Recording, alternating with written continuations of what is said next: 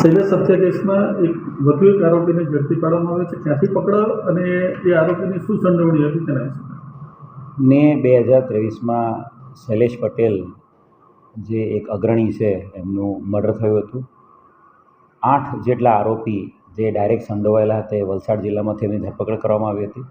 તેની પૂછપરછમાં ઉત્તર પ્રદેશના D16 ગેંગના શાર્પ શૂટરો વૈભવ યાદવ, અજય યાદવ અને દિનેશ ગોડ આ 3ને યુપીથી બોલાવીને એમનું મર્ડર કરવામાં આવ્યું હતું શૈલેષ પટેલનું. આ ગુનામાં જે તે સમયે જુલાઈ 2023 સુધીમાં 10 જેટલા આરોપીની ધરપકડ કરવામાં આવી હતી, જેમાં વૈભવ યાદવ અને દિનેશ ગોડની પણ ધરપકડ કરી લેવામાં આવી હતી. આ ગુનામાં લાંબા સમયથી વોન્ટેડ અજય યાદવ ઉર્ફે ગુડ્ડુ એને પકડવાનો બાકી હતો. અજય ઉર્ફે ગુડ્ડુ સીતારામ યાદવ ઉત્તર પ્રદેશ આંબેડકરનગર પોલીસ દ્વારા આ આરોપીની તાજેતરમાં જ ધરપકડ કરવામાં આવી હતી. ઉત્તર પ્રદેશમાં લૂંટ અને અટેમ્પ્ટ ટુ મર્ડર કેસમાં એ વ્યક્તિ આંબેડકરનગરની જેલમાં હતો. આંબેડકરનગરની જેલમાંથી એ આરોપી અજય ઉર્ફે ગુડ્ડુ યાદવનો ટ્રાન્સફર વોરંટ આધારે ધરપકડ કરવામાં આવી છે. આ આરોપીના 4 દિવસમાં રિમાન્ડ પણ મળેલા છે.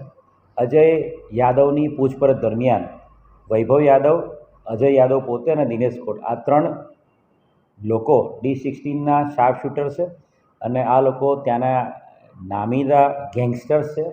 અને આ 3 લોકો 18 લાખ રૂપિયાની સોપારી લઈને શૈલેષ પટેલનું મર્ડર કરવા માટે આવેલા હતા અને એમનું મર્ડર કરેલું હતું. અજય ઉર્ફે ગુડ્ડુનો ખૂબ જ મોટો ગુનાહિત ઇતિહાસ છે. ત્યાંના ગેંગસ્ટર એક્ટ, ખંડણી, અપહરણ, રાયોટિંગ, અટેમ્પ્ટ ટુ મર્ડર, લૂંટ, ઢાળ જેવા 28 જેટલા ગુનાઓમાં એ આરોપી ગુનાની અંદર એને પકડાયેલો છે અને હાલ આંબેડકરનગરની જેલમાં અટેમ્પ્ટ ટુ મર્ડરમાં એ જેલમાં છે. વિધિવત એની કસ્ટડી લેવામાં આવી છે. આગામી 28 તારીખ સુધીના રિમાન્ડ મળેલા છે. રિકન્સ્ટ્રક્શન પંચનામું અને સાયન્ટિફિક તમામ પુરાવા એકઠા કરીને આ ગુનાની અંદર અજય યાદવ વિરુદ્ધમાં ચાર્જશીટ કરવામાં આવશે. આનો રોલ શું હતો?